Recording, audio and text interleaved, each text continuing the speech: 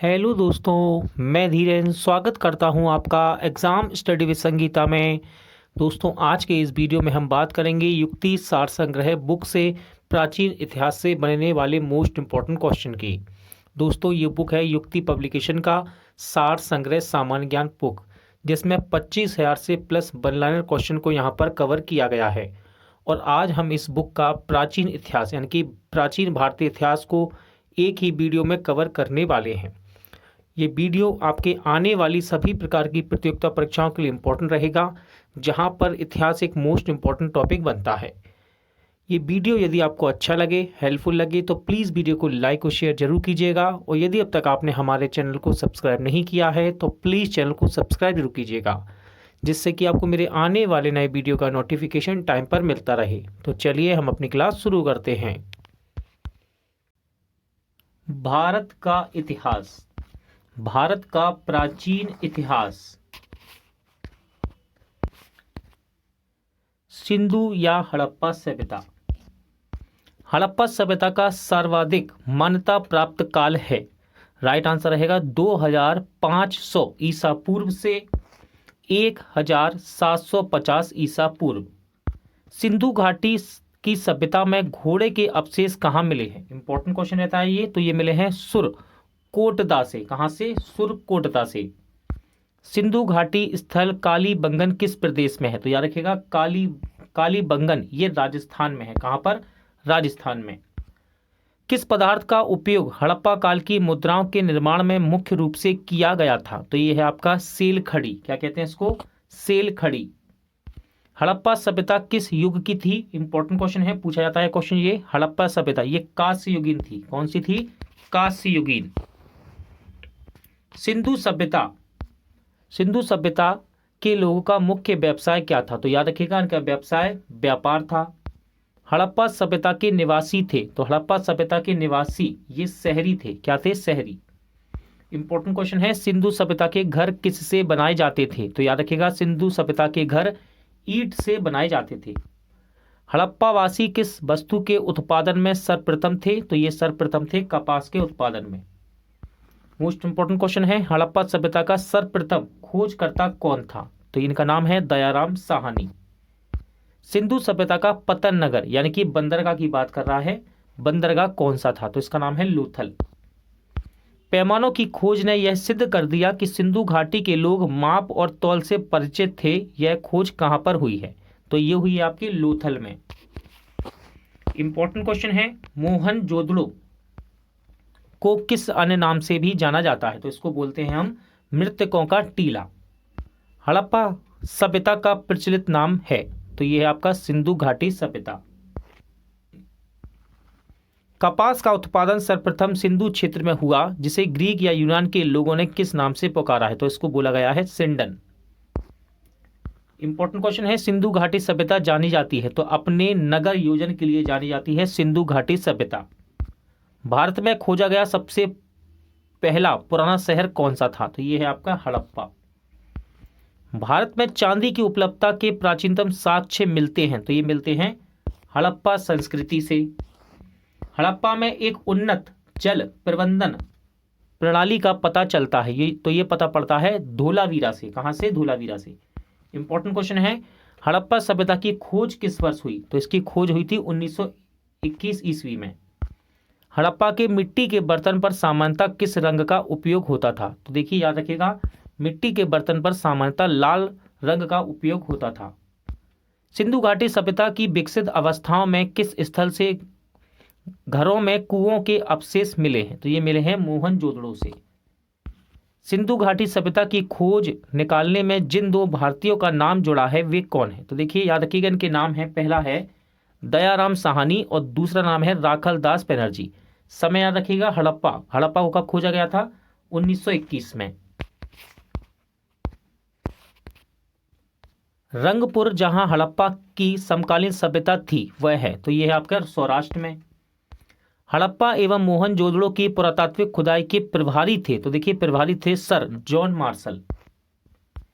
Important question है, किस पशु की आकृति जो मोहर पर मिली है जिससे ज्ञात होता है कि सिंधु घाटी एवं मेसोपोटामिया की सभ्यता के मध्य व्यापारिक संबंध थे? तो ये आकृति थी बैल की।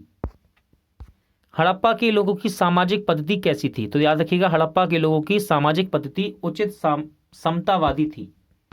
इंपॉर्टेंट क्वेश्चन है, हड़प्पा सभ्यता के अंतर्गत हल से जोते गए खेत का साक्ष्य कहां से मिला है? तो ये मिला है कालीबंगा से। सैंदव सभ्यता की ईंटों का अलंकरण किस स्थान से मिला है? तो सैंदव सभ्यता की ईंटों का अलंकरण कालीबंगा से मिला है। मोहनजोदड़ो कहां स्थित है? इंपॉर्टेंट क्वेश्चन है, मोहनजोदड़ो ये सिंध में स्थित है।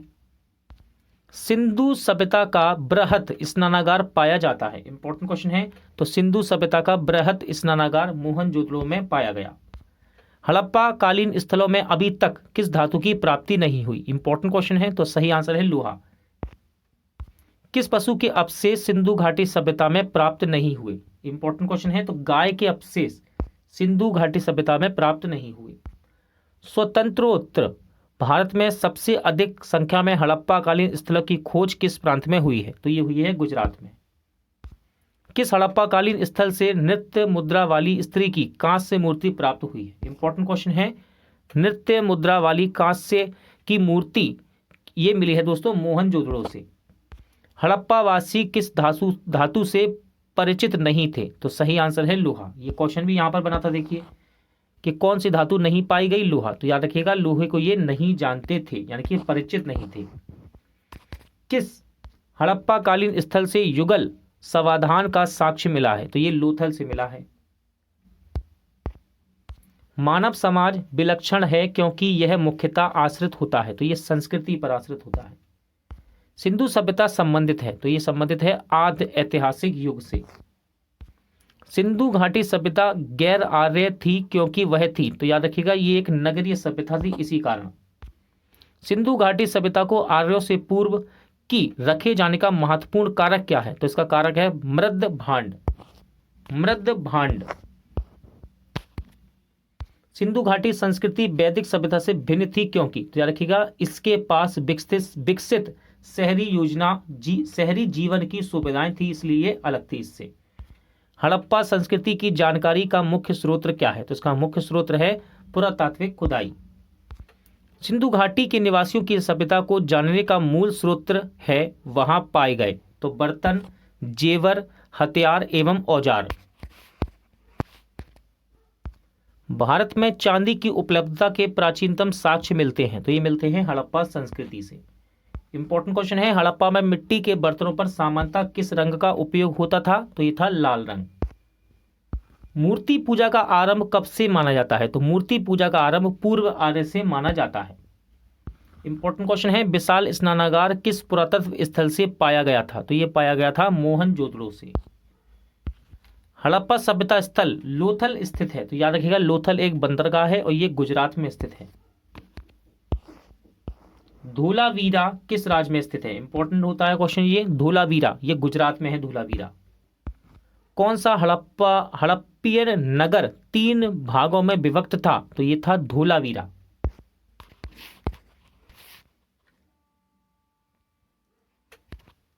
वैदिक सभ्यता पूर्व वैदिक या ऋग्वैदिक संस्कृति का काल किसे माना जाता है? तो याद रखिएगा पूर्व वैदिक या ऋग्वैदिक संस्कृति का काल 1500 ईसा पूर्व से 1000 ईसा पूर्व को माना जाता है। उत्तर वैदिक संस्कृति का काल किसे माना जाता है? तो उत्तर वैदिक संस्कृति का काल 1000 ईसा पूर्व से 600 ईसा पूर्व को माना जाता है। इंपॉर्टेंट क्वेश्चन है, आर्य शब्द का शाब्दिक अर्थ क्या है? तो देखिए आर्य शब्द का शाब्दिक अर्थ है श्रेष्ठ या कुलीन। किस फसल का ज्ञान वैदिक काल के लोगों को नहीं था? सही आंसर है तंबाकू का। किसका? तंबाकू का। उत्तर वैदिक काल में वेद विरोधी और ब्राह्मण विरोधी धार्मिक अध्यापकों को किस नाम से जाना जाता था? तो इनको बोलते थे श्रमण। वैदिक गणित का महत्वपूर्ण अंग है, तो वैदिक गणित का महत्वपूर्ण अंग है शुल्ब सूत्र। किस वेद में प्राचीन वैदिक युग की संस्कृति के बारे में सूचना दी गई है? तो ये दी गई है ऋग्वेद में। इंपॉर्टेंट क्वेश्चन है, वेदों की संख्या कितनी है? तो याद रखिएगा वेदों की संख्या है 4। भारत के राज्य चिन्ह में प्रयुक्त होने वाले शब्द सत्यमेव जयते किस उपनिषद से लिए गए हैं? इंपॉर्टेंट क्वेश्चन है, तो ये लिया गया है मुंडकोपनिषद से। ऋग्वैदिक आर्यों का मुख्य व्यवसाय क्या था? तो ऋग्वैदिक आर्यों का मुख्य व्यवसाय पशुपालन था। क्या था? पशुपालन। भारतीय संगीत का आदि ग्रंथ कहा जाता है? तो भारतीय संगीत का आदि ग्रंथ कहते हैं सामवेद को। देखिए यहाँ पर एक इंपॉर्टेंट स्लाइड आई है। स्लाइड में आपको यहाँ पर कुछ मुख्य प्रमुख दर्शन दिए हैं, उनके प्रवर्तक दिए हैं। तो पहला है सांख्य दर्शन। तो सांख्य दर्शन के प्रवर्तक हैं कपिल। अगला है न्याय दर्शन। न्याय दर्शन के प्रवर्तक हैं गौतम। चारवाक दर्शन के प्रवर्तक हैं चारवाक। योग इंपॉर्टेंट है, योग दर्शन के प्रवर्तक हैं पतंजलि। पूर्व मीमांसा के प्रवर्तक हैं जैमिनी। उत्तर मीमांसा के प्रवर्तक हैं बादरायण। और वैशेषिक दर्शन के प्रवर्तक हैं कणाद। इंपॉर्टेंट क्वेश्चन है, प्रथम विधि मनु निर्माता कौन है? बहुत ही ज्यादा बार बार रिपीट होने वाला क्वेश्चन है, ये इंपॉर्टेंट है। तो प्रथम विधि निर्माता है मनु। कौन है? मनु। कृष्ण भक्ति का प्रथम और प्रधान ग्रंथ है? तो यह है श्रीमद् भागवत गीता। ऋग्वेद में संपत्ति का प्रमुख रूप क्या है? तो ऋग्वेद में संपत्ति का प्रमुख रूप है गोधन। ऋग्वेद के किस मंडल में शूद्र का उल्लेख पहली बार मिलता है? इंपॉर्टेंट क्वेश्चन है। तो ये मिलता है 10वें मंडल में। वेद की रचना को पढ़ने वाले ऋषि को क्या कहते थे? तो इसको बोला जाता था होत्र।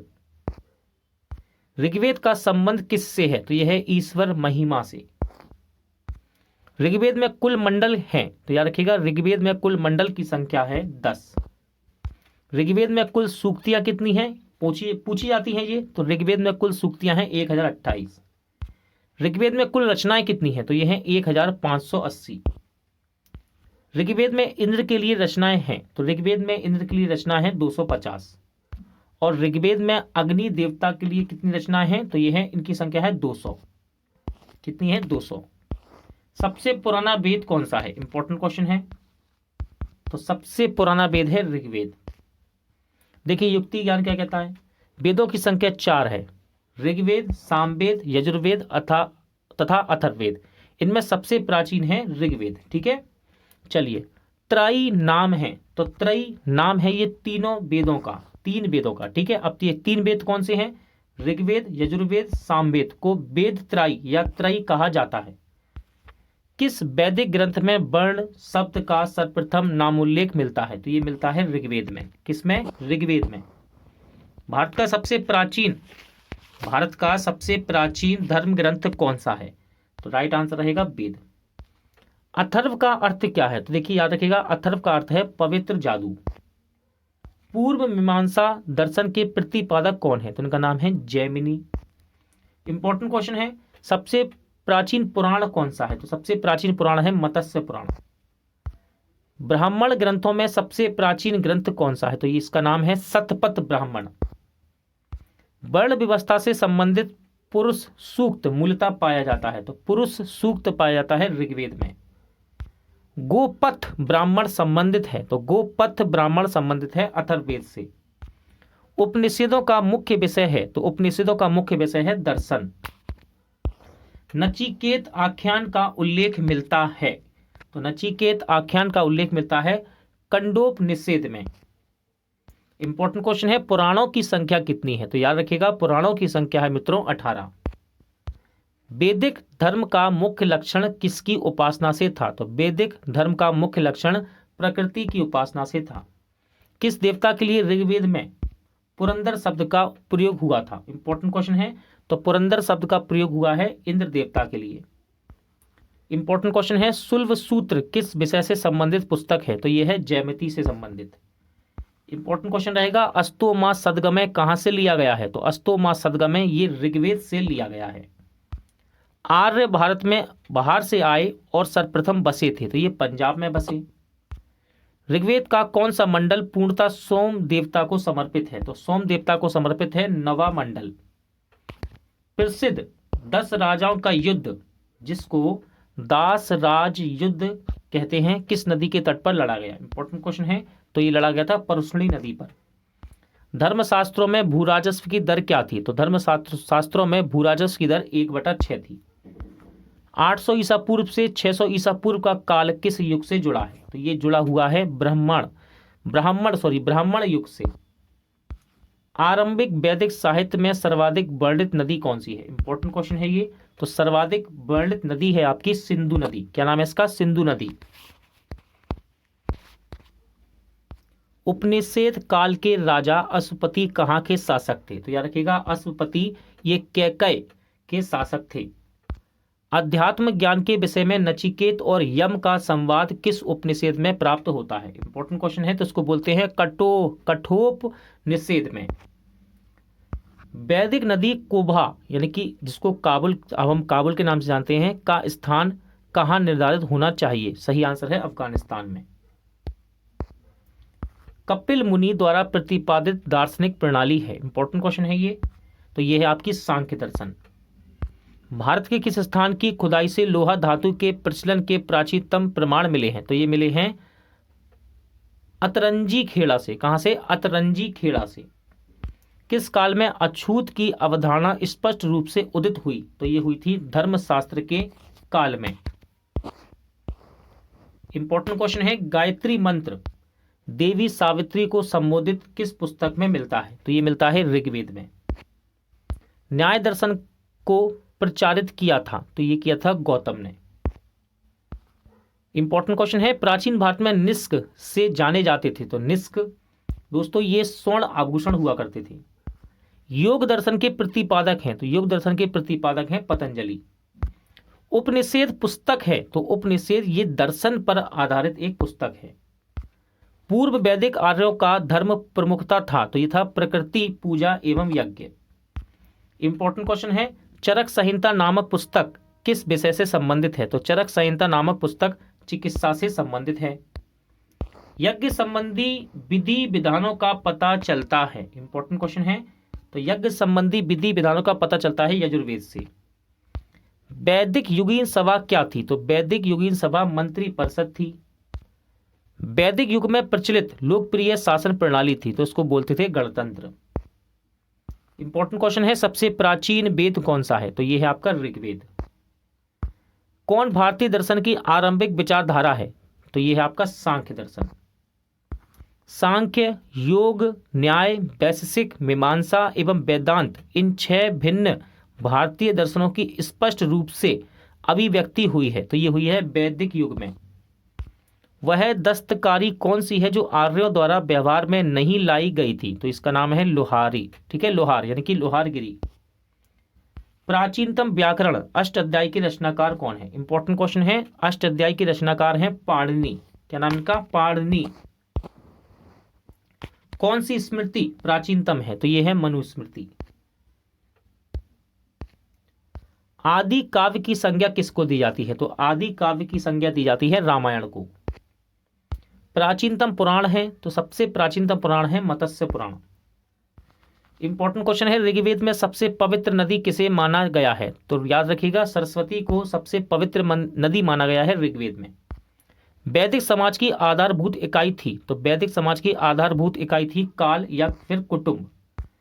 ऋग्वेदिक युग की प्राचीनतम संस्था कौन सी थी? तो इसका नाम है विदथ। ब्राह्मण ग्रंथों में सर्वाधिक प्राचीन कौन सा है? तो यह है शतपथ ब्राह्मण। गोत्र व्यवस्था प्रचलन में कब आई? तो याद रखिएगा, इंपॉर्टेंट क्वेश्चन है, गोत्र व्यवस्था ये उत्तर वैदिक काल में प्रचलन में आई। मनुस्मृति मुख्यतः संबंधित है? तो यह समाज व्यवस्था से संबंधित है। क्या? मनुस्मृति। इंपॉर्टेंट क्वेश्चन है, गायत्री मंत्र की रचना किसने की थी? तो विश्वामित्र के द्वारा की गई थी गायत्री मंत्र की रचना। अवेस्ता और ऋग्वेद में समानता है। अवेस्ता किस क्षेत्र से संबंधित है? तो अवेस्ता ये ईरान से संबंधित है। किसका संकलन ऋग्वेद पर आधारित है? इंपॉर्टेंट क्वेश्चन है, तो दोस्तों सामवेद का संकलन ऋग्वेद पर आधारित है। इंपॉर्टेंट क्वेश्चन रहेगा, किस वेद में जादुई माया एवं वशीकरण का वर्णन है? इंपॉर्टेंट है ये क्वेश्चन, तो ये है अथर्ववेद में। आर्य शब्द इंगित करता है? तो ये निर्जाति समूह को इंगित करता है। क्या? आर्य शब्द। प्राचीनतम विवाह संस्कार का वर्णन करने वाला विवाह सूक्त किसमें पाया जाता है? तो विवाह सूक्त ये ऋग्वेद में पाया जाता है। ऋग्वेद में अघन्या यानी कि बद योग नहीं शब्द का प्रयोग किसके लिए किया गया है? तो गाय के लिए किया गया है, याद रखिएगा, इंपॉर्टेंट क्वेश्चन है ये। ऋग्वेद में किन नदियों का उल्लेख अफगानिस्तान के साथ आर्यों के संबंध का सूचक है? तो ये किसका नाम है? कुभा या फिर क्रमु। आर्यों के आर्कटिक होम सिद्धांत का पक्ष किसने लिया था? तो ये लिया था बीजी तिलक ने। अथर्व का अर्थ है, तो याद रखिएगा, अथर्व का अर्थ होता है पवित्र जादू। कौन सा वेद अंशतः गद्य रूप में भी रचित है? इंपॉर्टेंट क्वेश्चन है, तो यह आपका यजुर्वेद। उत्तर वैदिक काल में किस देवता को सर्वोच्च स्थान प्राप्त था? तो उत्तर वैदिक काल में प्रजापति को सर्वोच्च स्थान प्राप्त था। इंपॉर्टेंट क्वेश्चन रहेगा, संस्कारों की कुल संख्या कितनी है? तो संस्कारों की कुल संख्या 16 बतलाई गई है। कितनी? 16। कर्म का सिद्धांत संबंधित है, तो याद रखिएगा दोस्तों, कर्म का सिद्धांत ये मीमांसा से संबंधित है, मीमांसा से।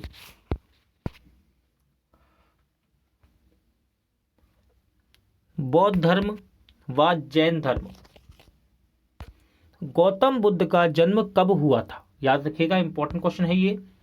563 ईसा पूर्व में जन्म हुआ था गौतम बुद्ध जी का। गौतम बुद्ध का जन्म स्थल था, तो ये था लुम्बिनी।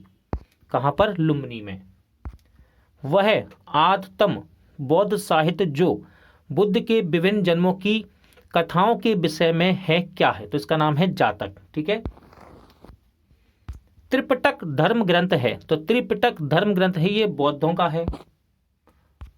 बुद्ध ने किस स्थान पर महापरिनिर्वाण यानी कि मृत्यु को प्राप्त किया था? तो इन्होंने कुशीनगर में प्राप्त किया था। कहां पर? कुशीनगर में।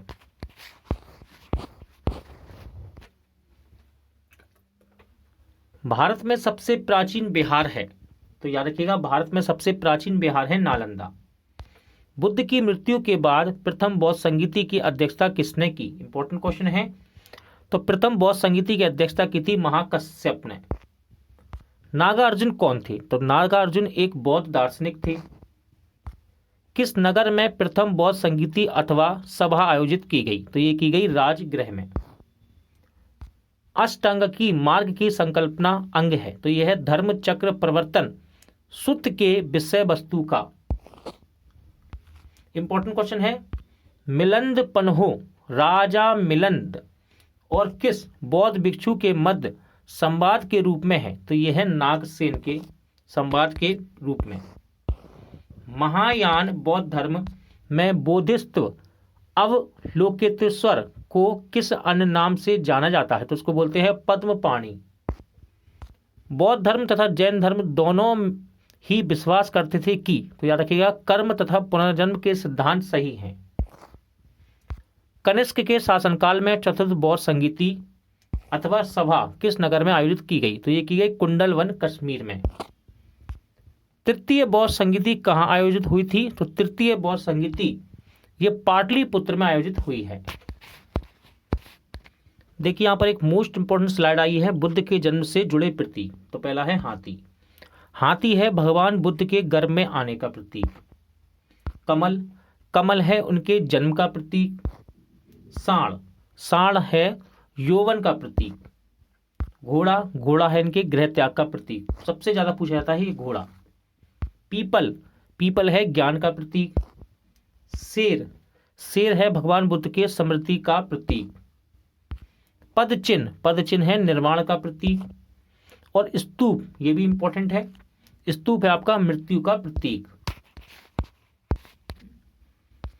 गौतम बुद्ध का गुरु कौन था? तो याद रखिएगा, गौतम बुद्ध जी के गुरु का नाम था आलार कलाम। बुद्ध में वैराग्य भावना किन 4 दृश्यों के कारण बलवती हुई यानी कि उत्पन्न हुई? तो ये हुई बूढ़ा, रोगी, लाश तथा सन्यासी को देखकर।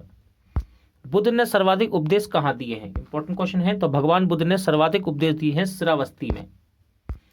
बौद्ध शिक्षा का केंद्र था, तो बौद्ध शिक्षा का केंद्र था विक्रमशिला। इंपॉर्टेंट क्वेश्चन आएगा, भारत का सबसे बड़ा बौद्ध स्तूप कहां पर है? तो सबसे बड़ा बौद्ध स्तूप ये है सांची में। किस शासक ने बौद्धों के लिए विख्यात विक्रमशिला विश्वविद्यालय की स्थापना की? तो ये की थी धर्मपाल ने। किसके द्वारा तृतीय बौद्ध संगीति को संरक्षण प्रदान किया गया था? सही आंसर है अशोक के द्वारा। बौद्ध ग्रंथ पिटकों की रचना किस भाषा में की गई थी? तो ये की गई थी पाली भाषा में। कश्मीर में कनिष्क के शासनकाल में जो बौद्ध संगीति आयोजित हुई थी उसकी अध्यक्षता किसने की?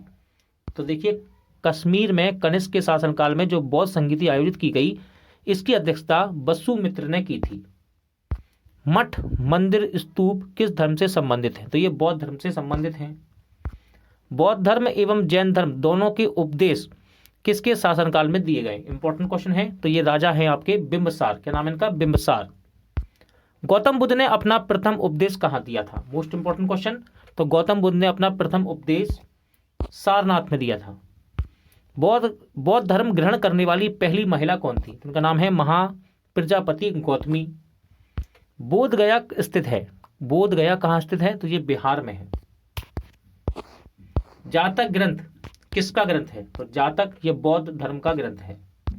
सिद्धार्थ बुद्ध को ज्ञान की प्राप्ति कहाँ हुई थी? तो ये हुई इनको बोध गया में। सारनाथ में बुद्ध का प्रथम प्रवचन क्या कहलाया? तो इसको बोला गया धर्म चक्र प्रवर्तन। इंपॉर्टेंट क्वेश्चन, ध्यान रखिएगा। बौद्ध धर्म ने समाज के किन वर्गों पर महत्वपूर्ण प्रभाव डाला है? तो महिला एवं शूद्र पर। बुद्ध के गृह त्याग का प्रतीक क्या था? अभी मैंने आपको बतलाया था। बुद्ध के गृह त्याग का प्रतीक है घोड़ा। गौतम बुद्ध द्वारा भिक्षुणी संघ की स्थापना कहाँ की गई? इंपॉर्टेंट क्वेश्चन रहता है। तो गौतम बुद्ध द्वारा भिक्षुणी संघ की स्थापना कपिलवस्तु में की गई। सर्वप्रथम शून्यवाद यानी कि शून्यता का सिद्धांत का प्रतिपादन करने वाला बौद्ध दार्शनिक कौन था? तो इसका नाम है नागार्जुन। क्या नाम है? नागार्जुन। किस शासक के शासनकाल में नेपाल में बौद्ध धर्म का गमन हुआ था? ये है, इनका नाम है अशोक। सांची क्यों विख्यात है? तो सांची सबसे बड़े बौद्ध स्तूप के लिए विख्यात है। इंपॉर्टेंट क्वेश्चन है। किस भाषा का ज्यादा प्रयोग बौद्धवाद के प्रचार के लिए किया गया? तो ये भाषा थी पाली।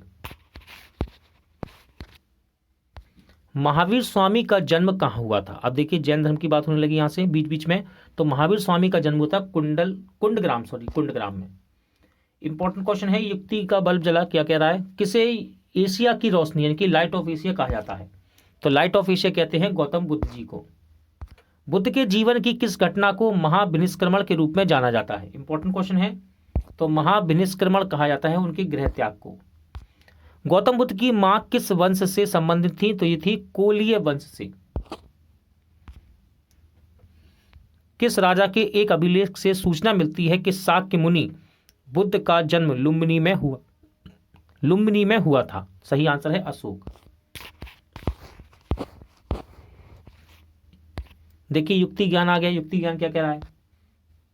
मौर्य वंशीय शासक अशोक के रुम्मनदेही अभिलेख से सूचना मिलती है कि शाक्य मुनि बुद्ध का जन्म लुम्बिनी में हुआ था। इस अभिलेख में लुम्बिनी को बुद्ध का जन्मस्थल होने के कारण इसे कर छूट प्रदान करने की घोषणा का उल्लेख किया गया है। ठीक है, अगला क्वेश्चन है, इंपॉर्टेंट है। महात्मा बुद्ध ने अपना पहला धर्म चक्र प्रवर्तन किस स्थान पर दिया? सही आंसर है सारनाथ, यानी कि ये उपदेश की बात कर रहा है।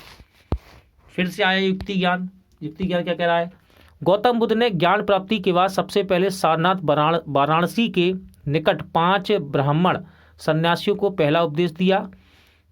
इसे प्रथम उपदेश को धर्म चक्र प्रवर्तन कहा गया।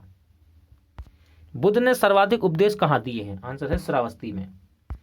महावीर का जन्म किस क्षत्रिय गोत्र में हुआ था? तो यह है जात्रिक।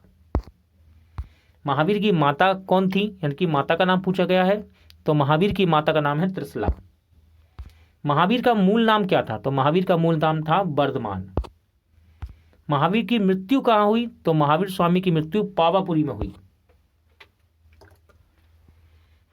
जैनियों के पहले तीर्थंकर कौन थे? तो देखिए, जैन धर्म के प्रथम तीर्थंकर थे ऋषभदेव। जैन धर्म के परंपरा के अनुसार जैन धर्म में कुल कितने तीर्थंकर हुए हैं? सही आंसर है 24। जैन परंपरा के अनुसार महावीर स्वामी कौन से तीर्थंकर थे? इंपॉर्टेंट क्वेश्चन है। तो ये थे 24वें। जैन धर्म के अनुसार सृष्टि की रचना एवं पालन पोषण, तो देखिए सार्वभौमिक सत्य से हुआ है ये। जैन समुदाय में प्रथम विभाजन के श्वेतांबर संप्रदाय के संस्थापक कौन थे? तो श्वेतांबर संप्रदाय के संस्थापक थे स्थूलभद्र। जैन तीर्थंकर पार्श्वनाथ द्वारा प्रतिपादित 4 महाव्रतों में महावीर स्वामी ने 5वां महाव्रत के रूप में क्या जोड़ा है? इंपॉर्टेंट क्वेश्चन है। तो इन्होंने ब्रह्मचर्य को जोड़ा।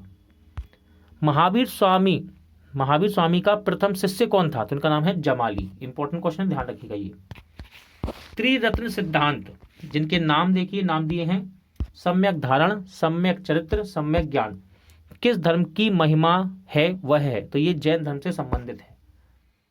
इंपॉर्टेंट क्वेश्चन है, दिलवाड़ा के जैन मंदिरों का निर्माण किसने करवाया? तो चालुक्य अथवा सोलंकियों ने करवाया है। ये ऑप्शन में आपको अधिकतर चालुक्य ही मिलेगा, याद रखिएगा, ठीक है। स्यादवाद सिद्धांत है, तो स्यादवाद सिद्धांत है जैन धर्म का।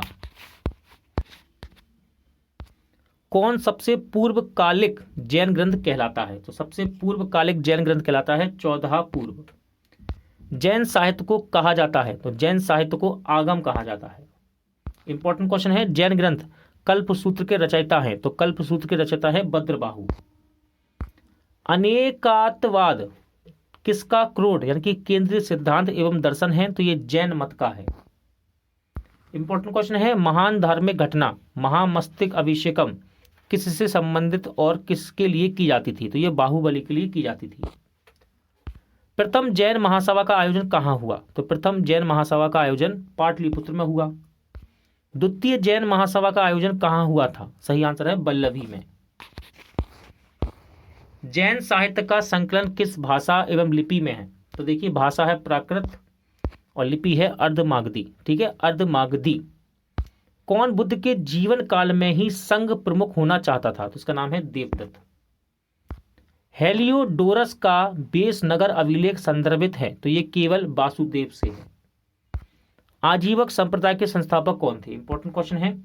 आजीवक संप्रदाय के संस्थापक थे मखली गौशाल। भागवत संप्रदाय के विकास में किसका योगदान अत्यधिक था? तो ये था हिंद यूनानियों का। वासुदेव कृष्ण की पूजा सर्वप्रथम किसने की? तो ये की सातत्व ने। प्राचीनतम विश्वविद्यालय कौन सा है? इंपॉर्टेंट क्वेश्चन है। प्राचीनतम विश्वविद्यालय है नालंदा।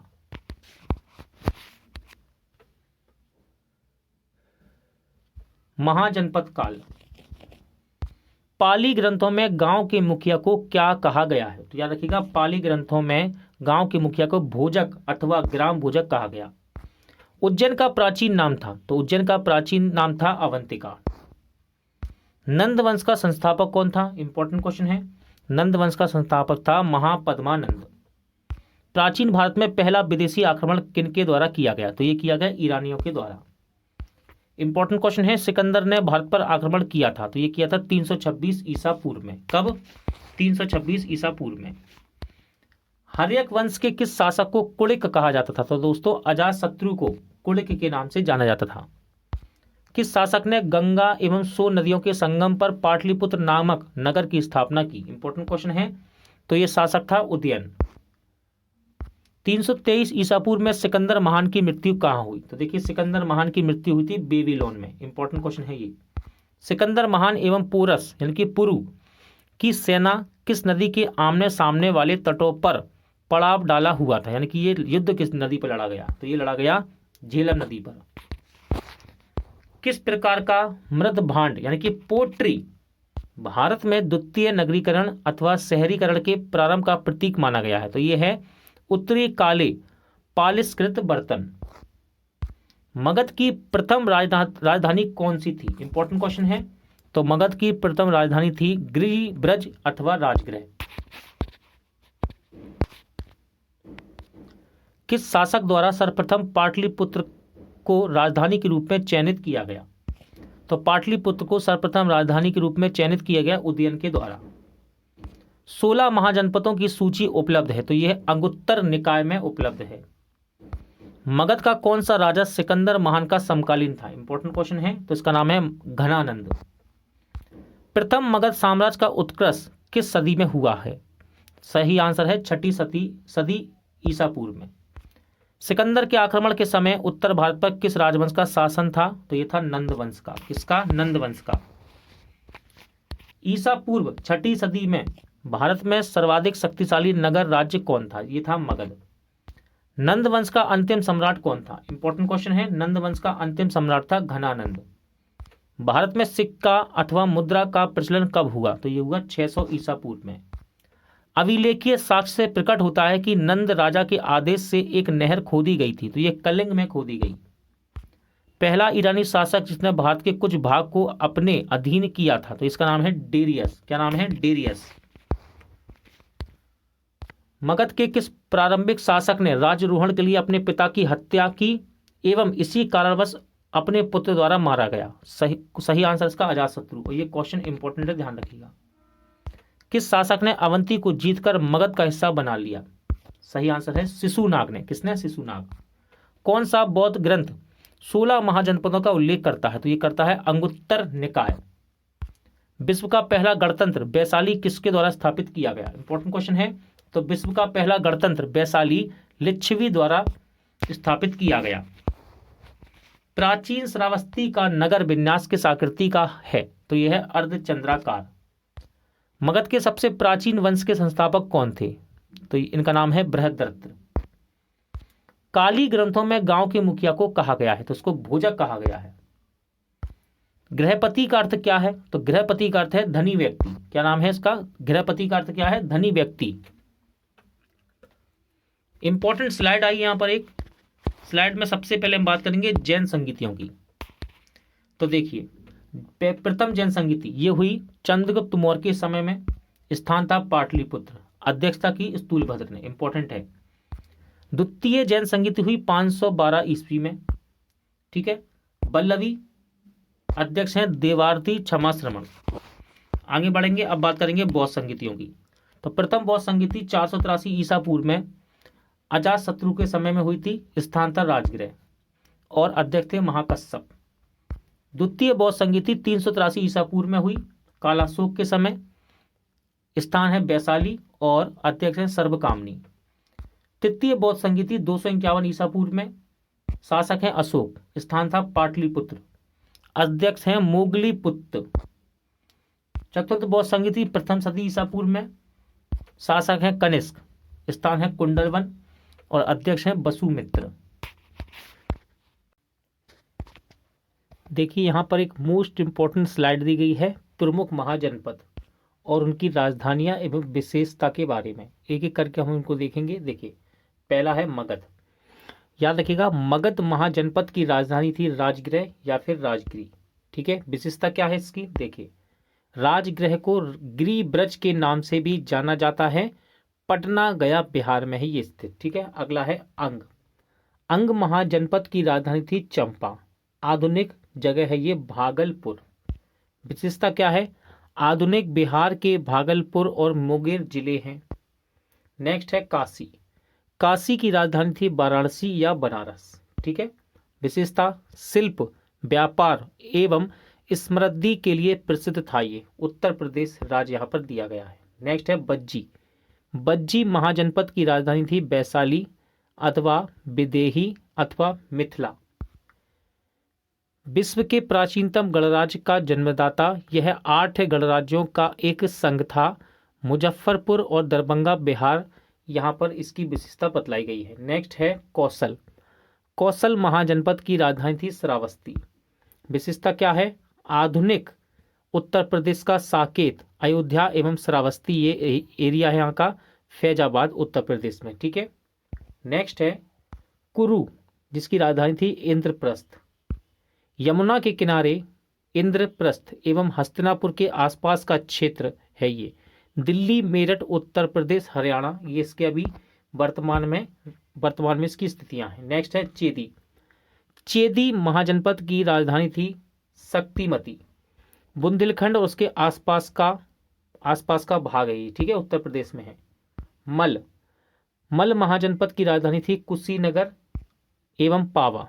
देवरिया गोरखपुर का क्षेत्र है ये, वर्तमान में उत्तर प्रदेश में। असमक राजधानी है पौदन्य या पोतन।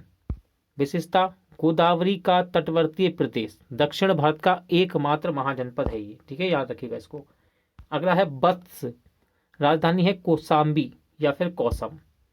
प्रयाग जिसे प्रयाग इलाहाबाद के आसपास का क्षेत्र है ये, उत्तर प्रदेश में। नेक्स्ट है पांचाल। राजधानी है आहिच छत्र एवं कौंपिल्य रोहेलखंड के पास बरेली, बदायूं, फर्रुखाबाद उत्तर प्रदेश में ये क्षेत्र इसका फैला हुआ था। मत्स्य, राजधानी इसकी विराटनगर या फिर ये जयपुर में है इसका, ठीक है, क्षेत्र इसका जयपुर। राजस्थान के अलवर, भरतपुर एवं जयपुर, यहाँ पर इसके विस्तृत क्षेत्र थे। नेक्स्ट है अवंती, राजधानी है उज्जैनी एवं माहेश्मती।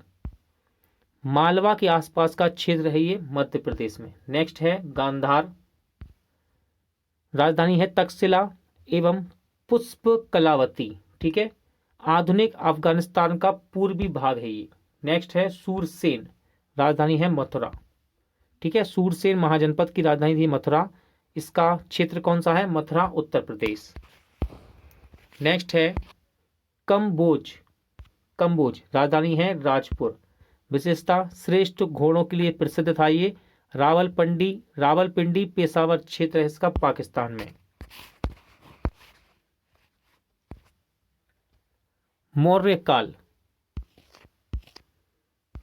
इंपॉर्टेंट क्वेश्चन है। मौर्य साम्राज्य की स्थापना किसने की? सही आंसर है चंद्रगुप्त मौर्य ने।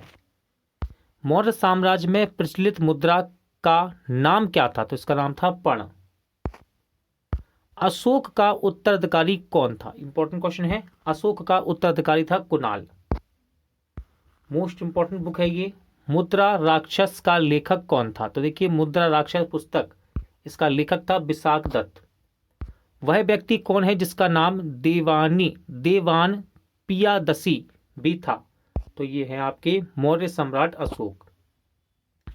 कौटिल्य अथवा चाणक्य किसका प्रधानमंत्री था? सही आंसर है चंद्रगुप्त मौर्य का। कलिंग विजय के उपरांत अशोक महान ने किस धर्म को अंगीकार कर लिया था? सही आंसर है बौद्ध धर्म को, यानी कि अपना लिया था।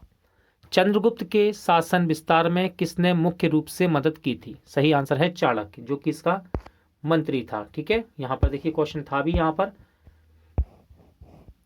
यह है आपका, देखिए प्रधानमंत्री। ठीक है, आगे बढ़ेंगे।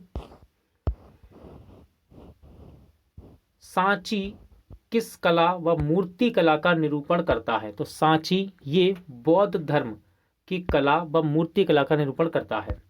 सम्राट अशोक की वह पत्नी कौन थी जिसने उसको प्रभावित किया था? तो इसका नाम था कारुवाकी। क्या नाम था? कारुवाकी। अशोक ने अपने सभी अभिलेखों में एक रूपता से किस प्राकृत का प्रयोग किया था? तो ये थी मागधी। ठीक है, मागधी। बिंदुसार ने विद्रोहियों को कुचलने के लिए अशोक को कहां भेजा था? राइट आंसर है तक्षशिला में। मैगस्थनीज ने भारतीय समाज को कितनी श्रेणियों में विभाजित किया है? इंपॉर्टेंट क्वेश्चन है। तो ये 7 भागों में विभाजित किया है भारतीय समाज को मैगस्थनीज ने। कौटिल्य के अर्थशास्त्र में किस पहलू पर प्रकाश डाला गया है? इंपॉर्टेंट क्वेश्चन है। तो कौटिल्य के अर्थशास्त्र में राजनीतिक नीतियों पर प्रकाश डाला गया है। सांची का स्तूप किसने बनवाया था? इंपॉर्टेंट क्वेश्चन है। तो सांची के स्तूप को अशोक ने बनवाया था। युक्ति ज्ञान आ गया। क्या कहता है युक्ति ज्ञान? सांची के स्तूप का निर्माण अशोक ने कराया था। सत्यापत कला के दृष्टिकोण से सांची के स्तूप सर्वश्रेष्ठ माना गया है। सांची मध्य प्रदेश के रायसेन जिले में स्थित है, इसको भी याद रखिएगा, इंपॉर्टेंट है ये। पाटलिपुत्र को किस शासक ने सर्वप्रथम अपनी राजधानी बनाया? आंसर है चंद्रगुप्त मौर्य ने। पाटलिपुत्र में स्थित चंद्रगुप्त का महल मुख्यतः बना था। इंपॉर्टेंट क्वेश्चन है। तो ये लकड़ी का बना हुआ था दोस्तों। किसका? लकड़ी का। बराबर गया जिला में है ये। कि गुफाओं का उपयोग किसने आश्रय गृह के रूप में किया है? आंसर है आजीविकों ने। किस अभिलेख से यह साबित होता है कि चंद्रगुप्त का प्रभाव पश्चिम भारत तक फैला हुआ था? आंसर है रुद्रदमन का जूनागढ़ अभिलेख है ये। केवल वह स्तंभ जिसमें अशोक ने स्वयं को मगध का सम्राट बताया है, तो यह है भाब्रू स्तंभ। अर्थशास्त्र का लेख समकालीन था, तो यह था चंद्रगुप्त का समकालीन। नंद वंश के पश्चात मगध पर किस राजवंश ने शासन किया है? सही आंसर है मौर्य ने। इंपॉर्टेंट क्वेश्चन है। मौर्य काल में शिक्षा का सर्वाधिक प्रसिद्ध केंद्र था, तो यह है तक्षशिला। मैगस्थनीज की पुस्तक का नाम क्या था? इंपॉर्टेंट बुक है। तो मैगस्थनीज की पुस्तक का नाम है इंडिका। जिसके ग्रंथ में चंद्रगुप्त मौर्य का विशिष्ट रूप से वर्णन हुआ है वह है, तो यह है आपका विशाखदत्त। इंपॉर्टेंट क्वेश्चन है, वह स्रोत जिसमें पाटलिपुत्र के प्रशासन का वर्णन उपलब्ध है, तो ये है आपका इंडिका। ठीक है, और ये बुक किसने लिखी थी? मैगस्थनीज ने लिखी थी। किसने? मैगस्थनीज ने। अशोक के शिलालेख में प्रयुक्त भाषा है, तो ये है प्राकृत। प्रथम भारतीय साम्राज्य किसके द्वारा स्थापित किया गया? इंपॉर्टेंट क्वेश्चन है। तो प्रथम भारतीय साम्राज्य चंद्रगुप्त मौर्य के द्वारा स्थापित किया गया। चाणक्य अपने बचपन में किस नाम से जाने जाते थे? तो चाणक्य अपने बचपन में विष्णुगुप्त के नाम से जाने जाते थे। राज्य के सप्तांग सिद्धांत के अनुसार राज्य का 7वां अंग कौन सा था? तो ये था मित्र। किसके शासनकाल में डीमेकस भारत आया? तो याद रखिएगा, डीमेकस ये बिंदुसार के शासनकाल में भारत आया। किस प्राचीन नगर के अवशेष कुम्भहार स्थल से प्राप्त हुए हैं? तो यह है पाटलिपुत्र के। कुलंदी बाग प्राचीन स्थान था, तो कुलंदी बाग प्राचीन स्थल है ये पाटलिपुत्र का। किसने सहिष्णुता, उदारता और करुणा के त्रिविधि आधार पर राजधर्म की स्थापना की? आंसर है अशोक ने। अशोक ने बौद्ध होते हुए भी हिंदू धर्म में आस्था नहीं छोड़ी, इसका प्रमाण है। तो देखिए, देव नाम प्रिय की उपाधि के द्वारा ये साबित होता है, यानी कि ये इसका प्रमाण है। इंपॉर्टेंट क्वेश्चन है, अशोक के शिलालेख को पढ़ने वाला प्रथम अंग्रेज कौन था? तो देखिए, इस अंग्रेज का नाम है जेम्स प्रिंसेप। ठीक है, युक्ति ज्ञान आ गया भाई। देखते हैं युक्ति ज्ञान क्या बताता है।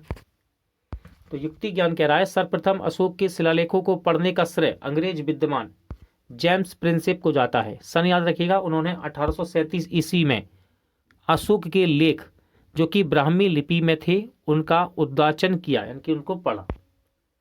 केवल वह स्तंभ जिसमें अशोक ने स्वयं को मगध का सम्राट बताया है, तो ये स्तंभ का नाम क्या है? इसका नाम है भाभ्रू स्तंभ। मौर्य काल में शिक्षा का सर्वाधिक प्रसिद्ध केंद्र था, तो ये था तक्षशिला। अंतिम मौर्य सम्राट था, तो अंतिम मौर्य सम्राट का नाम था बृहद्रथ। उत्तराखंड में अशोक का एक शिलालेख स्थित है, तो यह है कालसी में। कालसी। सांची का स्तूप किसने बनवाया? इंपॉर्टेंट क्वेश्चन है, सांची का स्तूप अशोक ने बनवाया था। प्राचीन भारत का वह प्रसिद्ध शासक जिसने अपने जीवन के अंतिम दिनों में जैन धर्म को अपनाया था? सही आंसर है चंद्रगुप्त मौर्य। कलिंग युद्ध की विजय तथा क्षत्रियों का वर्णन अशोक के किस शिलालेख में है? तो यह है शिलालेख 13 में। प्रसिद्ध यूनानी राजदूत मैगस्थनीज भारत में किसके दरबार में आए थे? तो ये आए थे चंद्रगुप्त मौर्य के दरबार में। इंपॉर्टेंट क्वेश्चन है, चंद्रगुप्त मौर्य ने सेल्यूकस को कब पराजित किया? राइट आंसर है 305 ईसा पूर्व में। भारतीय लिखने की कला नहीं जानते, यह किसकी उक्ति है? तो ये ध्यान रखिएगा, ये कथन यानी कि उक्ति इंपॉर्टेंट है। भारतीय लिखने की कला नहीं जानते, ये उक्ति है मैगस्थनीज की। मौर्य काल में गुप्तचरों को क्या कहा जाता था? तो मौर्य काल में गुप्तचरों को गूढ़ पुरुष कहा जाता था। क्या? गूढ़ पुरुष। अशोक का समकालीन तुर्मय कहाँ का राजा था? तो ये मिस्र का था। कहाँ का? मिस्र का। किस ग्रंथ में शूद्र के लिए आर्य शब्द का प्रयोग हुआ है? इंपॉर्टेंट क्वेश्चन है, किस ग्रंथ में शूद्रों के लिए आर्य शब्द का प्रयोग हुआ है? ये है अर्थशास्त्र। कौटिल्य द्वारा रचित अर्थशास्त्र कितने अधिकरणों में विभाजित है? तो ये 15 अधिकरणों में विभाजित है। इंपॉर्टेंट क्वेश्चन है, अशोक ने 261 ईसा पूर्व में कलिंग को जीतने के बाद क्या किया? तो देखिए, भारी रक्तपात देखकर युद्ध की नीति को सदा के लिए त्याग दिया था इन्होंने। ठीक है, किसने? अशोक ने। अशोक के जो शिलालेख संगम राज्य के बारे में हमें बताते हैं उनमें शामिल है, तो उनमें शामिल है दूसरा एवं 13वां शिलालेख, रॉक अटैक्स। अशोक ने श्रीलंका में बौद्ध धर्म के प्रचार हेतु किसे भेजा?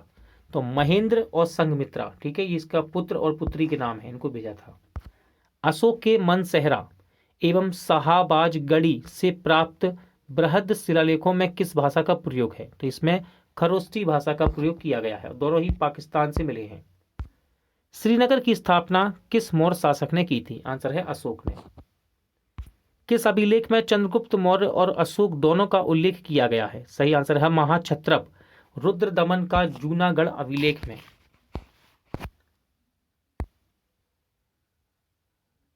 मौर्योत्तर काल। अंतिम मौर्य सम्राट बृहद्रथ की हत्या कर किसने शुंग वंश की स्थापना की? सही आंसर है पुष्यमित्र शुंग ने। कण्व अथवा काण्व वंश का संस्थापक कौन था? तो ये था वसुदेव। सातवाहन अथवा आंध्र सातवाहन वंश का संस्थापक कौन था? तो इसका नाम है सिमुक। क्या नाम है? सिमुक। प्राचीन भारत का महान व्याकरण पतंजलि किसका समकालीन था? तो ये थे पुष्यमित्र शुंग के। सर्वप्रथम भारत में विशुद्ध संस्कृत भाषा में लंबा अभिलेख किस राजा के द्वारा जारी किया गया? तो ये किया गया शक राजा रुद्रदामन के द्वारा। सातवाहनों के आरंभिक दिनों में अपना शासन कहाँ शुरू किया था? तो इन्होंने महाराष्ट्र में अपना शासन शुरू किया। किस कुषाण शासक ने सर्वप्रथम स्वर्ण मुद्राएं जारी की? आंसर है कटफिसस सेकंड ने। किस वंश के शासकों ने छत्र प्रणाली का प्रयोग किया? राइट आंसर है शकों ने। कुषाण काल में सबसे अधिक विकसित विकास किस क्षेत्र में हुआ था? तो ये हुआ वास्तुकला में।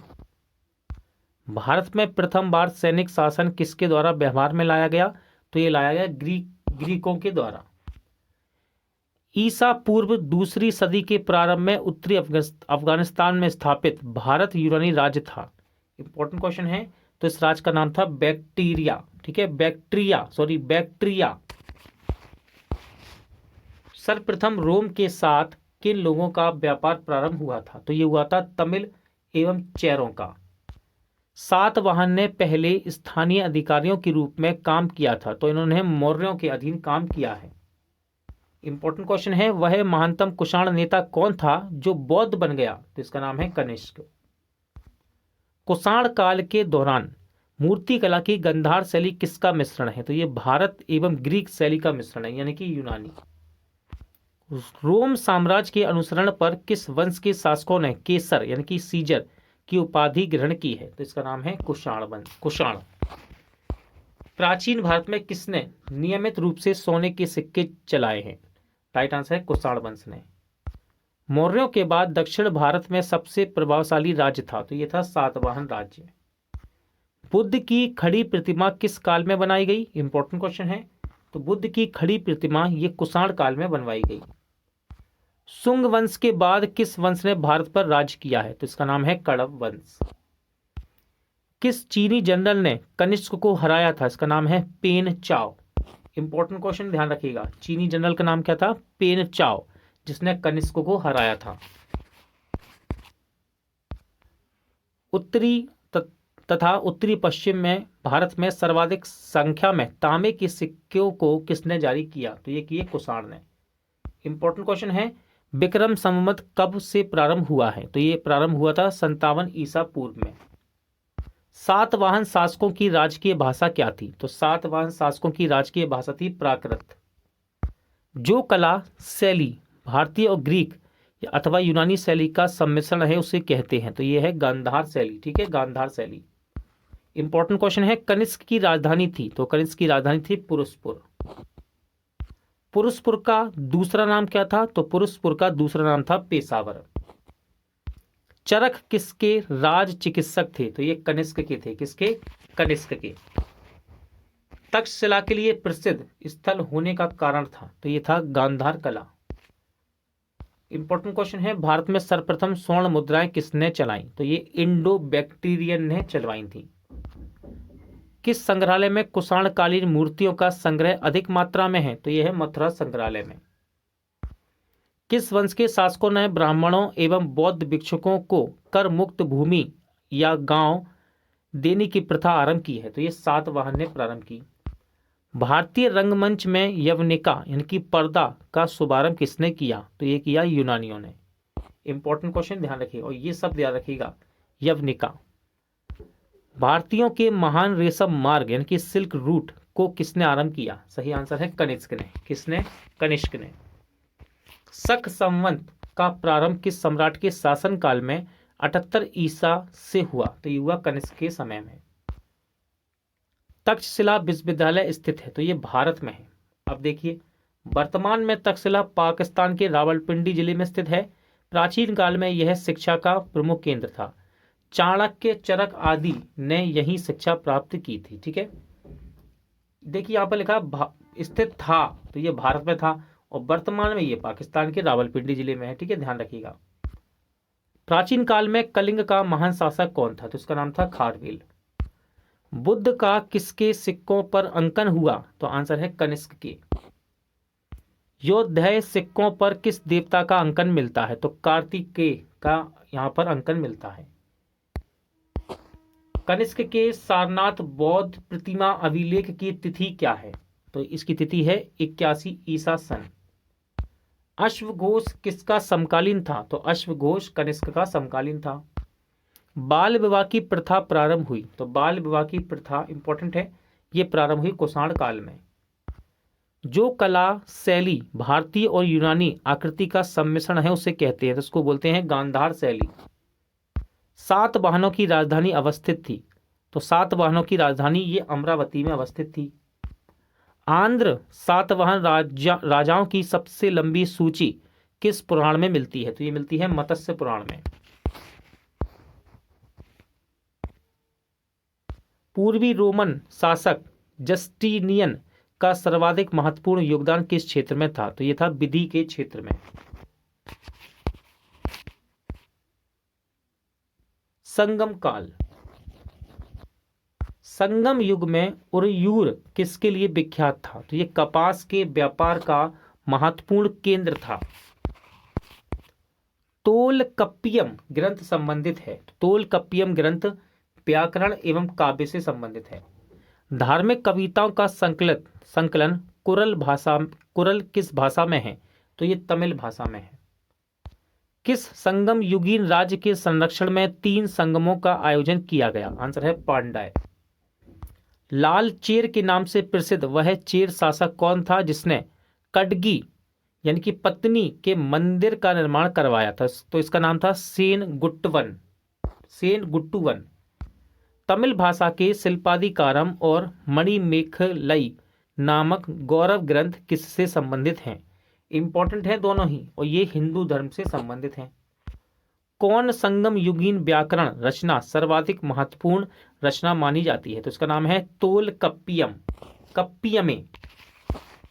मुजरिस किस राज्य का प्रमुख बंदरगाह था? तो मुजरिस ये चेर राज्य का प्रथम प्रसिद्ध बंदरगाह था।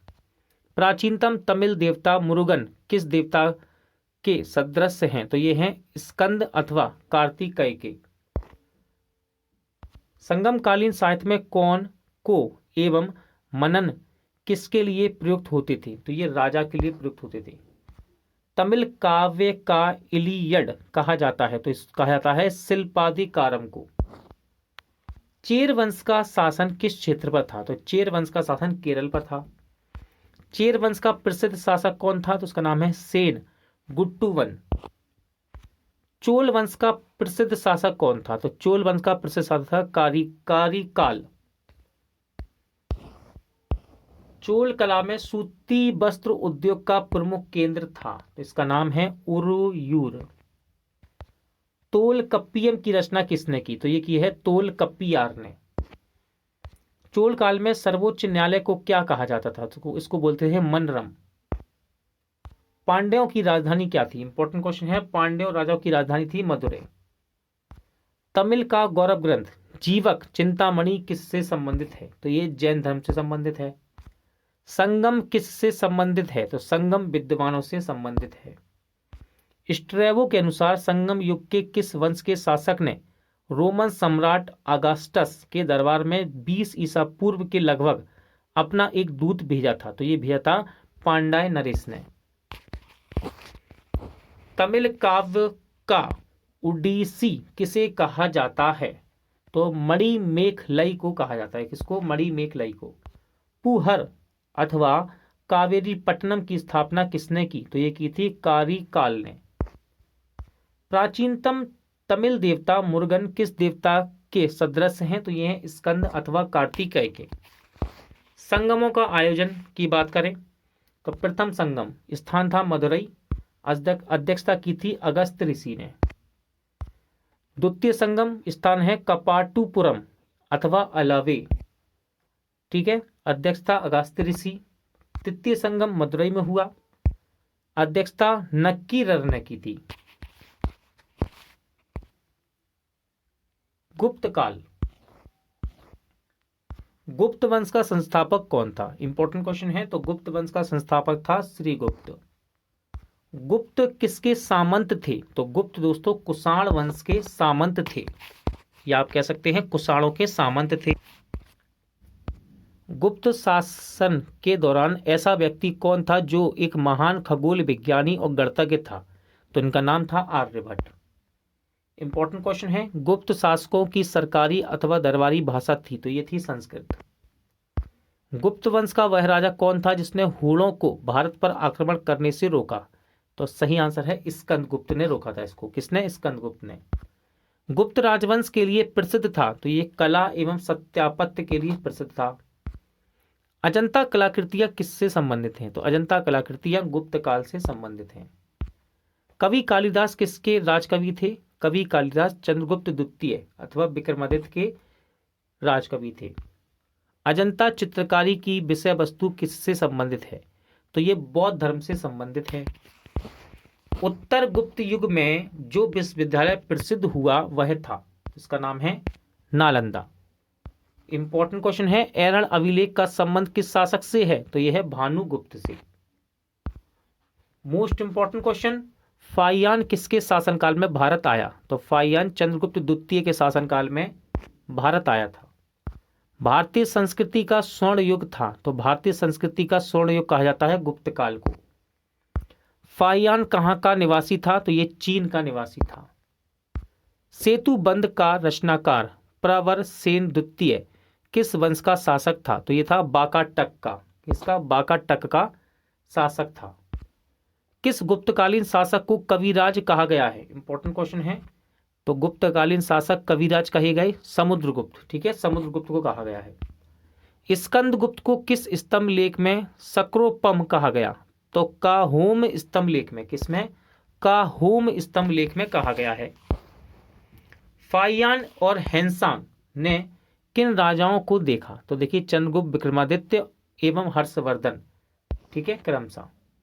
धनवंतरी थे? तो चंद्रगुप्त विक्रमादित्य के राज दरबार के नवरत्न में से एक जो कि प्रसिद्ध चिकित्सक थे धनवंतरी। ठीक है। गुप्तकालीन शासन प्रणाली किस प्रकार की थी? तो ये थी राजतंत्रात्मक। इंपॉर्टेंट क्वेश्चन है, गुप्त सत्यापत्य कला का सर्वोत्कृष्ट मंदिर कौन है? तो ये है देवगढ़ का 10 अवतार मंदिर। अजंता की गुफाओं में किन गुफाओं का निर्माण गुप्त काल में हुआ? तो देखिए गुफा नंबर 16, 17 एवं 19 का निर्माण गुप्त काल के समय में हुआ है। अमरकोश के लेखक अमर सिंह किस शासक के दरबार में थे? तो ये थे चंद्रगुप्त द्वितीय के शासक से जुड़े थे। गुप्त संवत को प्रारंभ करने का श्रेय किसको दिया जाता है? तो ये दिया जाता है चंद्रगुप्त फर्स्ट को। समय याद रखिएगा 319 से 320। चंद्रगुप्त फर्स्ट ने गुप्त संवत का प्रारंभ किस उपलक्ष्य में करवाया था? तो उसने अपने राज्यरोहण के स्मारक के रूप में इसका उपलक्ष्य में इसको प्रारंभ करवाया। नगरों का क्रमिक पतन किस काल की महत्वपूर्ण विशेषता थी? तो ये थी गुप्त काल की। किस वंश के शासकों ने मंदिर एवं ब्राह्मणों को सबसे अधिक ग्राम अनुदान दिए? आंसर है गुप्त वंश ने। दिल्ली के मेहरौली के कुबत उल इस्लाम मस्जिद के प्रांगण में स्थित प्रसिद्ध लौह स्तंभ की किसकी स्मृति में है? तो ये चंद्रगुप्त की स्मृति में है।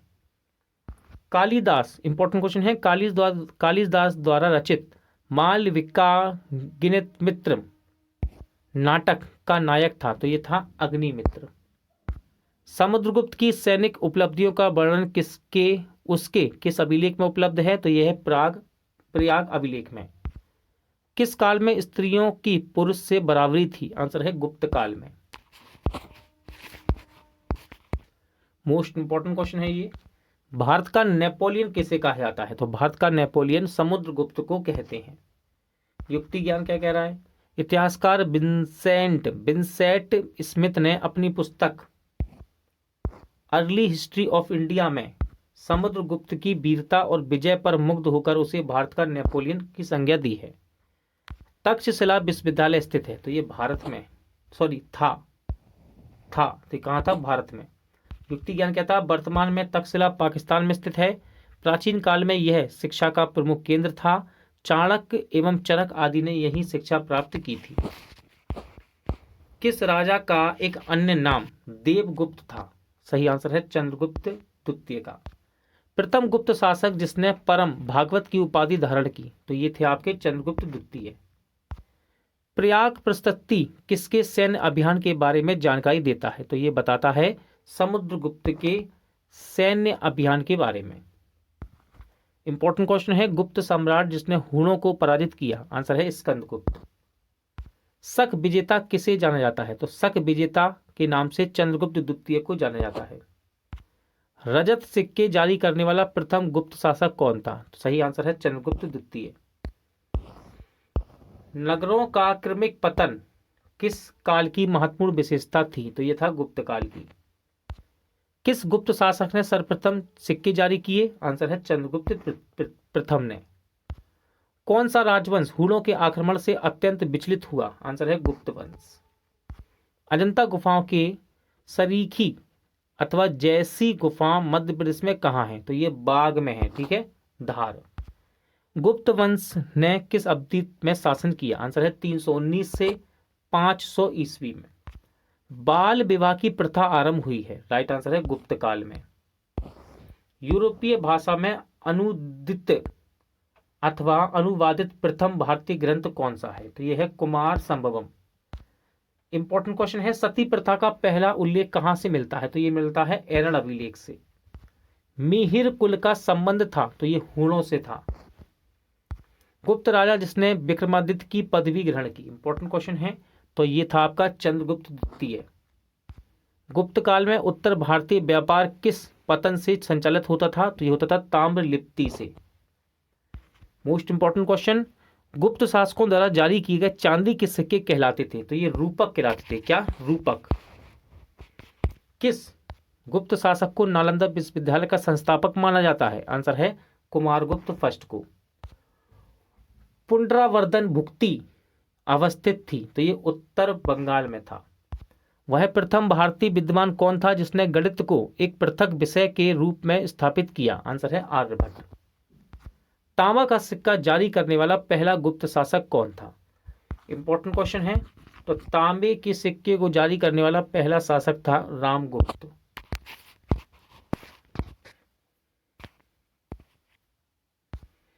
कालिदास की किस कृति की गिनती विश्व की 100 प्रसिद्ध साहित्यिक कृतियों में होती है, तो इसका नाम है अभिज्ञान शकुंतलम।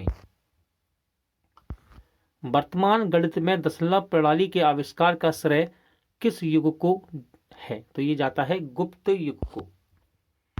गुप्त काल के सर्वाधिक लोकप्रिय देवता कौन थे, इंपॉर्टेंट क्वेश्चन है, तो ये थे आपके विष्णु देवता। मेहरौली स्थित लौह स्तंभ का निर्माण किस सदी में हुआ, तो ये हुआ चतुर्थ सदी ईस्वी में। कुमार संभवम महाकाव्य किस कवि ने लिखा है, तो ये कालिदास के द्वारा रचित है। नालंदा विश्वविद्यालय की स्थापना का युग कौन सा है, तो यह है आपका गुप्त युग। गुप्त युग में भू राजस्व की दर क्या थी, तो उपज का 6वां भाग। गुप्तोत्तर काल पुष्यभूति वंश या वर्धन वंश। पुष्यभूति वंश की स्थापना किसने की, सही आंसर है पुष्यभूति वर्धन ने। पुष्यभूति वंश का सबसे प्रतापी राजा कौन था, तो इसका नाम है हर्षवर्धन। इंपॉर्टेंट क्वेश्चन है, हर्षवर्धन के समय में कौन सा चीनी तीर्थयात्री भारत आया था, तो इसका नाम है हैनसांग। क्या नाम है? हैनसांग। चालुक्य राजा पुलकेशिन द्वितीय को किसने पराजित किया था, राइट आंसर है नरसिंह वर्मन फर्स्ट ने। किस व्यक्ति को द्वितीय अशोक कहा जाता है, आंसर है हर्षवर्धन को। बाणभट्ट किस सम्राट के दरबार के राजकवि थे, तो ये थे हर्षवर्धन के। हैनसांग भारत में लगभग कितने साल रहा, राइट आंसर है 14 वर्ष।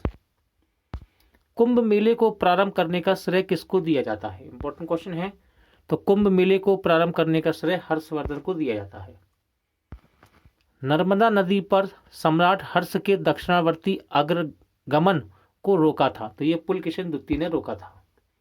इंपॉर्टेंट क्वेश्चन है, चालुक्य शासक पुलकेशिन द्वितीय ने किस नदी किनारे हर्षवर्धन को परास्त किया था, आंसर है नर्मदा नदी के तट पर। हर्ष के शासनकाल में उत्तर भारत का सबसे महत्वपूर्ण शहर कौन सा था, तो ये था कन्नौज। हर्ष की आत्मकथा किसने लिखी, राइट आंसर है बाणभट्ट ने। किसने? बाणभट्ट ने। हर्षवर्धन अपनी धार्मिक सभा कहाँ किया करता था? तो ये प्रयाग में किया करता था। वर्धन वंश की राजधानी थानेश्वर किस प्रदेश में स्थित है? तो ये हरियाणा में है। हर्षवर्धन ने 606 ईस्वी में हर्ष संवत की स्थापना किस उपलक्ष्य में की थी? तो इसने अपने राज्य रोहण के उपलक्ष्य में इसको स्थापित किया। नेक्स्ट क्वेश्चन है, हेनसांग की भारत में यात्रा के समय सूती कपड़ों के उत्पादन के लिए सबसे प्रसिद्ध नगर था? तो ये था मथुरा। कवि बाणभट्ट निवासी थे? तो ये थे थानेश्वर के।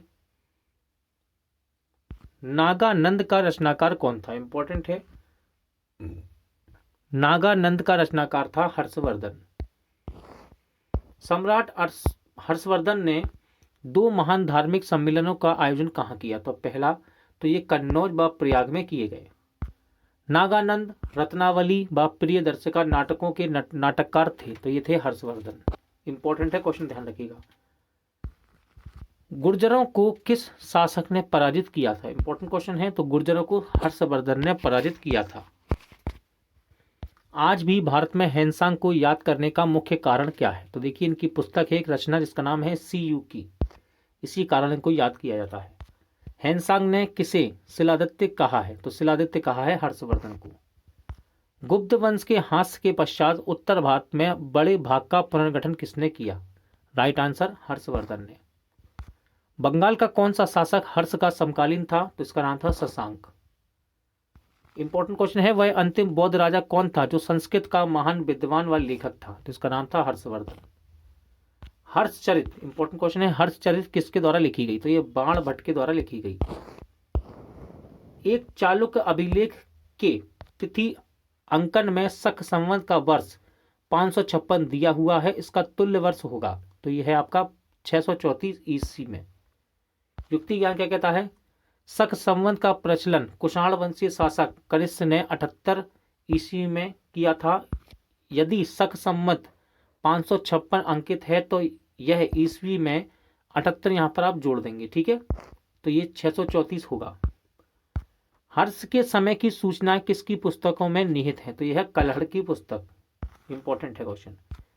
सम्राट हर्ष ने अपनी राजधानी थानेश्वर से कहाँ स्थानांतरित की? Most important question. तो ये कन्नौज की गई थी। कहाँ पर? कन्नौज। उत्तर प्रदेश में स्थित वह स्थान जहां हर्ष ने बौद्ध महासम्मेलन का आयोजन किया था? आंसर है प्रयाग। नर्मदा नदी पर सम्राट हर्ष के दक्षिणावर्ती अग्रगमन को रोका? तो ये पुलकेशिन द्वितीय ने रोका था। कौशय शब्द का प्रयोग किया जाता है? तो रेशम के लिए किया जाता है। ये चीनी लेखक भारत का उल्लेख किस नाम से करते थे?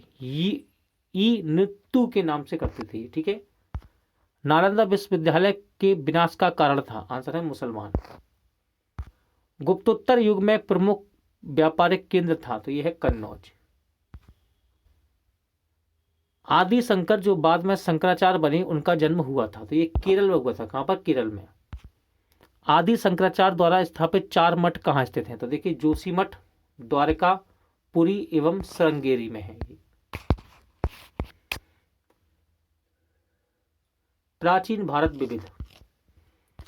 किस विदेशी यात्री ने भारत का दौरा सबसे पहले किया? तो इसका नाम था मैगस्थनीज। शून्य की खोज किसने की? राइट आंसर है आर्यभट्ट ने। महापाषाण संस्कृति 1500 ईसा पूर्व से 1000 ईसा पूर्व में हमें दक्षिण भारत के उस ऐतिहासिक युग से परिचित कराती है जब महापाषाण काल में उपयोग लाए जाते थे बड़े पत्थरों से घेरी गई समाधियां, यानी कि कब्र। इंपॉर्टेंट क्वेश्चन है, किस पुस्तक का 15 भारतीय तथा 40 विदेशी भाषाओं में अनुवाद किया जा चुका है? तो ये है पंचतंत्र, ठीक है, विष्णु शर्मा द्वारा रचित है ये। न्यूमिस्मेटिक्स क्या है? तो देखिए, सिक्कों का अध्ययन व धातुओं का अध्ययन कहलाता है। नॉर्मली आपको सेट पेपर में सिक्कों का अधिकतर मिलेगा, ठीक है। सिक्कों का अध्ययन न्यूमिस्मेटिक्स कहलाता है। इंपॉर्टेंट क्वेश्चन है, हितोपदेश के लेखक कौन है? तो नारायण पंडित। नाट्य शास्त्र की रचना किसने की? तो नाट्य शास्त्र की रचना भरत मुनि ने की है। इतिहास के पिता की पदवी सही अर्थों में किससे संबंधित है? तो हेरोडोटस को इतिहास का पिता कहते हैं, ठीक है। प्राचीन नगर तक्षशिला किसके बीच स्थित है? तो ये सिंधु व झेलम के बीच में स्थित है। वह अंग्रेज कौन था जिसने सर्वप्रथम भगवत गीता का अंग्रेजी में अनुवाद किया था? इंपॉर्टेंट क्वेश्चन है ये। तो चार्ल्स बिलिंकन्स ने किया है, ठीक है, भागवत गीता का अंग्रेजी में अनुवाद। पुरापाषाण काल में आदि मानव के मनोरंजन के साधन थे, तो ये था शिकार। किसको चालकोलिथिक एज कहा जाता है? तो ताम्र पाषाण युग को कहते हैं। स्वप्न बाष्पदत्त के लेखक कौन है? तो इसके लेखक है भास। इंपॉर्टेंट है ये बुक। नालंदा विश्वविद्यालय किसके लिए प्रसिद्ध था?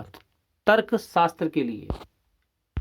उस स्रोत का नाम बतलाइए जो प्राचीन भारत के व्यापारिक मार्गों पर मौन है। तो यह है मिलिंद पन्हो।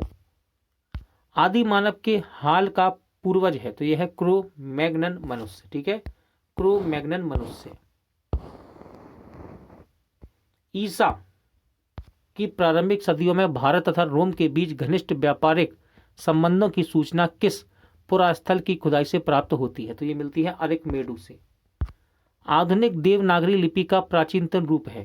इंपॉर्टेंट क्वेश्चन है, तो यह है ब्राह्मी लिपि। मानव द्वारा सर्वप्रथम प्रयुक्त अनाज था? तो यह चावल। काव्य शैली का प्राचीनतम नमूना किसके अभिलेख में मिलता है? तो ये मिलता है रुद्रदमन के अभिलेख में।